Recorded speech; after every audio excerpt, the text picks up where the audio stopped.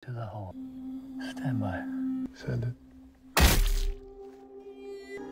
Nagsisimula ang pelikula sa isang tensyosong eksena kung saan isang grupo ng mga sundalo ang nasa reconnaissance mission sa isang mapanganib na lugar na kilala bilang Hainu Road.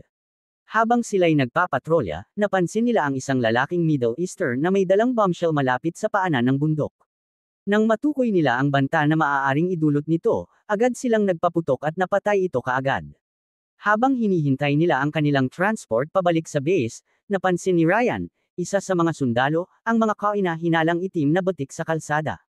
Sinabi ng instinct niya na may mali, kaya inutusan niya ang convoy na huminto. Iniutos din niya sa sniper na putukan ng bawat itim na marka. Ang unang dalawang batik ay walang laman, ngunit nang tamaan ng sniper ang pangatlo, ito'y sumabog at nagpakilalang isang landmine. Biglang nagsilabasan ang mga kalabang mandirigma mula sa kanilang mga tagong posisyon, kaya napilitan ng mga sundalo na maghanap ng ibang ruta ng pagtakas. Sa pagmamadali nila, napadpad sila sa isang maliit na baryong nasa gitna ng disyerto at maingat silang pumasok dito.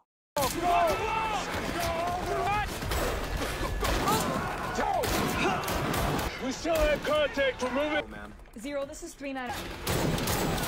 I'm finding another point of interest. Thank you, Mr. Taliban. Assalamu alaikum. Nagsagawa sila ng masusing paghahanap para sa mga posibleng banta at nadatnan nila ang isang matandang lalaki na basta na lang itinapon ang isang granada. Nag-report si Ryan pabalik sa base at inilarawan ang kakaibang anyo ng matanda, isang asul at isang kayumangging mata, kasama ang nakakaalarma nitong kilos. Tinanong siya ng kapitan na si Pete kung sigurado ba siya sa nakita niya, at kinumpirma ito ni Ryan.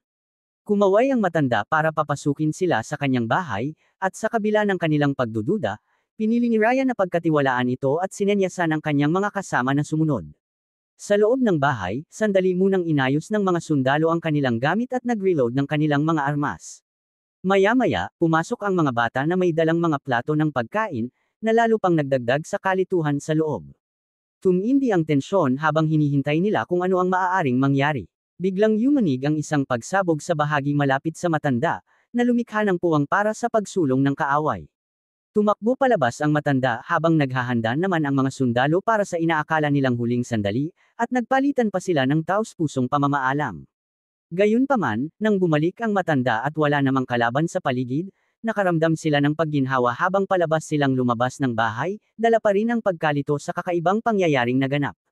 Sa labas, sandaling nagmuni-muni si Pete habang nagyoyosi. Lumipat ang naratibo sa isang pagpupulong sa pagitan ng isang general at ni Bashar Dawood Khan o BDK, kasama ang anak nito. Isang makapangyarihang tao si BDK na may sarili niyang milisya, at nais ng general na makuha ang suporta nito para sa pagdevelop ng Hainu Road, na mahalaga para sa pagtatayo ng supply route papasok sa teritoryo ng Taliban. Sa unay nag-aatubili si BDK at ang anak niya, ngunit kalaunan ay pumayag din silang suportahan ang proyekto at tinatakan ito ng isang handshake. Pagkatapos nito, kinausap ni Pete ang isang babaeng sundalo tungkol sa kadudadad ang pagkatao ni BDK bago niya ipaalam dito na aalis siya papuntang Spur. Habang naglalakbay, nagmuni-muni si Pete tungkol sa mga makasaysayang pagtatangka ni Alexander the Great na sakupin ng Afghanistan, at ikinwento kung paano minsang sinulatan ni Alexander ang kanyang ina tungkol sa imposibilidad ng pagsakop dito. Bilang tugon, nagpadala si Alexander ng isang bag ng lupa mula sa Afghanistan, at nang hawakan ito ng ina, napagtanto niyang maging ang lupa ay tila likas na magaspang at magulo, na nagpapahiwatig kung bakit hindi matagumpay ang kanyang anak. Sa kampanya nito, pagkatapos ikwento ito, dumating si Pete sa Spur, kung saan nilapitan ni Ryan si Jen na nakaupo mag-isa at tahimik na kumakain. May tinatago silang lihim na romansa. Lumapit si Pete kay Ryan sa isang kalapit na mesa at ipinakilala ang sarili, saka humiling na makausap siya sa labas.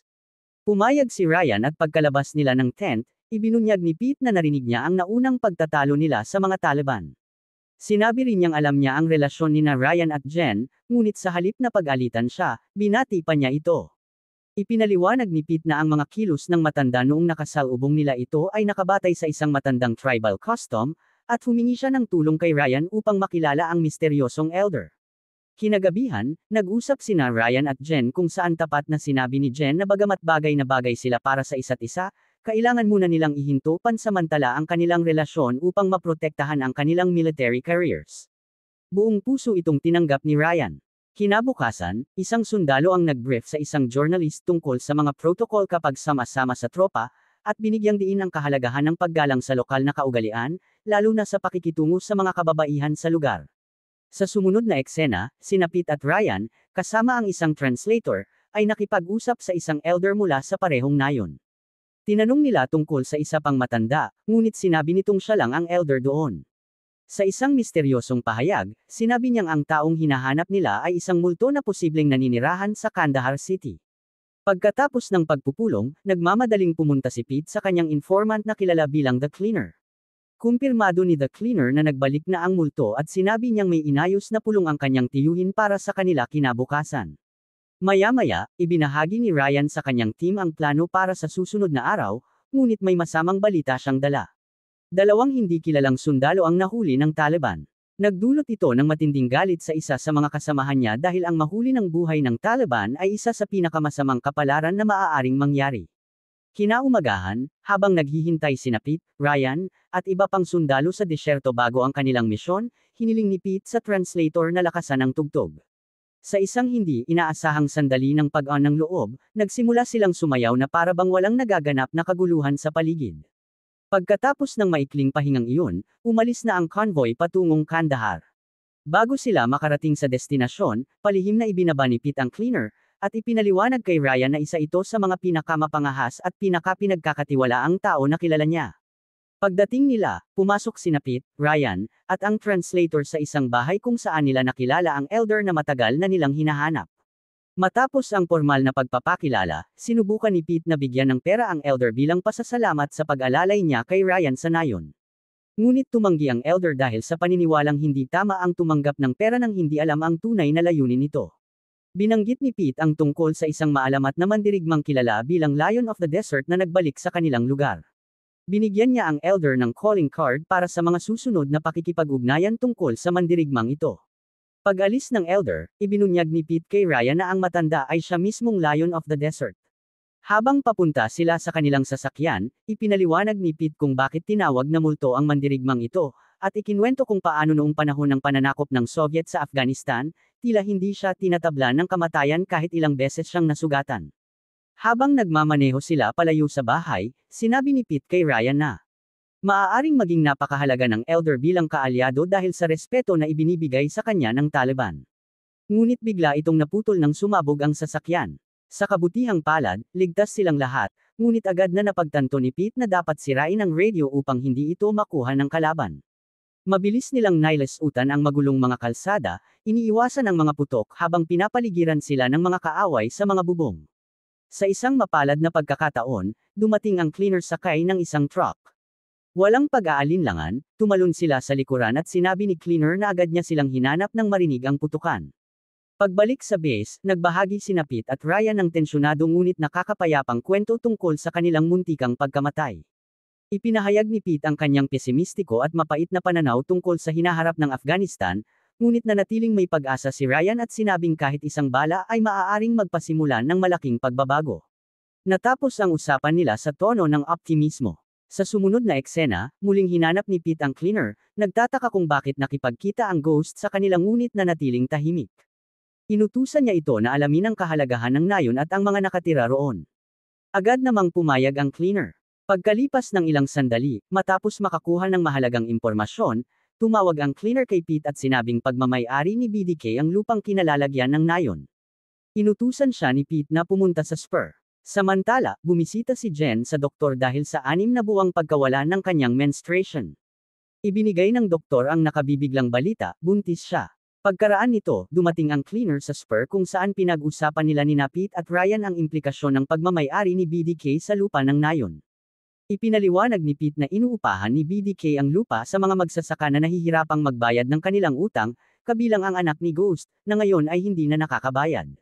Nagbigay ito ng paliwanag sa pagbalik ni Ghost, naroon siya upang ipagtanggol ang dangal ng kanyang pamilya. Ibinahagi ni Ryan na may nakapwesto siyang mga sniper sa lugar upang bantayan ang anumang paggalaw. Pagkatapos nito, lumipat ang eksena sa mga tauhan ni Ryan na naghahanda ng kanilang kagamitan at armas para sa deployment pagsapit ng madaling araw.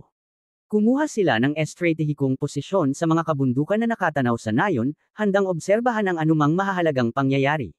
Sa simula, tila payapa ang lahat hanggang dumating ang convoy ni BDK sa pintuan ng nayon kung saan mabilis nilang dinukot ang mga apo ni Ghost.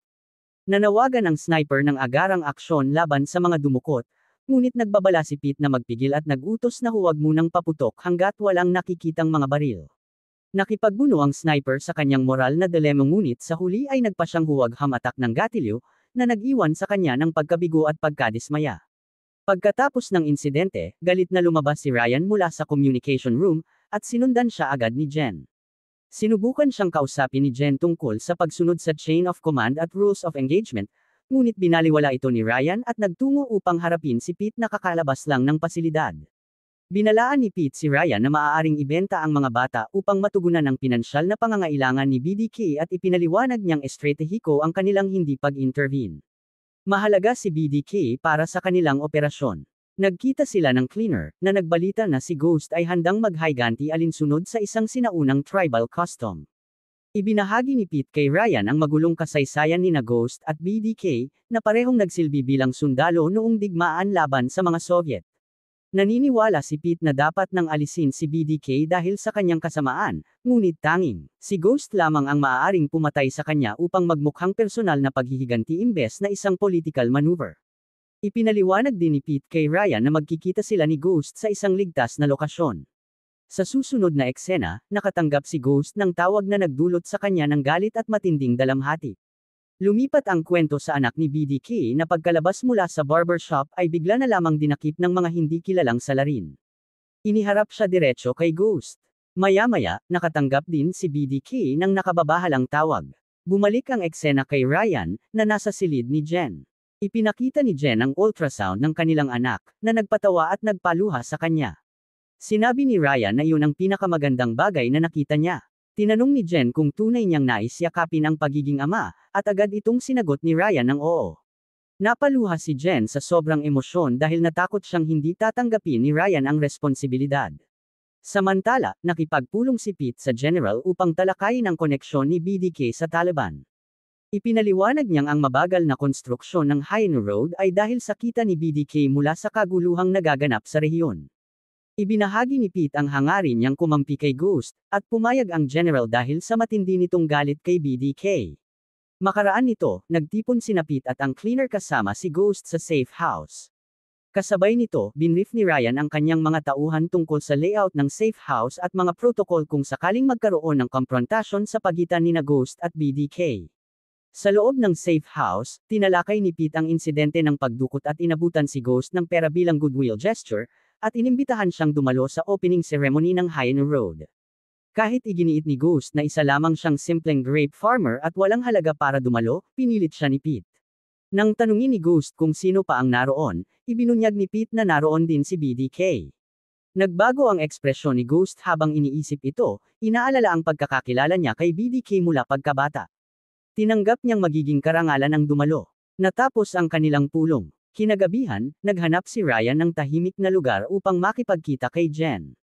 Inamin niyang kapag nalampasan nila ang lahat ng ito, nais niyang pakasalan siya, at masaya itong tinanggap ni Jen. Naghalikan sila ng may matinding pananabik. Binalaan ni Jen si Ryan na mag-ingat sa susunod na misyon, at tiniyak naman ni Ryan na magiging maingat siya. Kinabukasan, tumungo ang general at ang kanyang convoy sa opening ceremony. Samantala, pumwesto sina Ryan at ang kanyang mga tauhan sa kabundukan upang magkaroon ng tanaw sa safe house at sa ceremony. Dahil dito, matutukoy nila kung saan tatango si BDK. Sa ilang sandaling paghihintay, napansin nila ang convoy ni BDK sa kalsada. Sa kanilang pagkagulat, hindi ito nagtungo sa ceremony, kundi lumiko papunta sa safe house. Napagtanto ni Pete ang panganib at agad na nakipag-ugnayan sa isang departamento upang humiling ng tulong sa pag-intercept ng communication sa lugar upang marinig ang kanilang pag-uusap. Nabigo ang unang pagtatangka, ngunit sa huli, matagumpay nilang nahak ang telepono ni BDK. Pagdating ni BDK sa lugar, lumabas si Ghost upang harapin siya. Sa presensya ng isang translator, maingat na pinakinggan ni Pete at ng iba pa ang tensyosong pag-uusap. Inakusahan ni Ghost si BDK, na minsan niyang naging estudyante, ng pagpapakita ng kawalan ng respeto. Gumanti naman si BDK at sinabing hindi nagbayad ng renta ang anak ni Ghost. Matapos iabot ni Ghost ang pera, hiniling niya ang pagbabalik ng kanyang mga apo, ngunit humiling si BDK kapalit nito ang kanyang sariling anak. Sa nakakagulat na pangyayari, ibinalik ni Ghost ang ulo ng anak ni BDK. Sa matinding dalamhati, itinaas ni BDK ang kanyang baril upang barilin si Ghost, ngunit nakita ito ni Ryan at naghanda siyang magpaputok. Sa kabila ng pakiusap ni Pete na magpigil, pinaputukan ni Ryan si BDK at napatay ito agad. Pag-alis nila mula sa vantage point, pinagalitan ni Pete si Ryan dahil sa hindi pagsunod sa utos, at sinabing inagawan niya si Ghost ng pagkakataon sa isang marangal na pagtatapos. Tumungo ang grupo sa nayon kung saan naroon si Ghost, ngunit inambush sila ng maraming kalaban. Come from. How far away are the birds? And a break contact. Moving the great punch. 6-6. Be advised.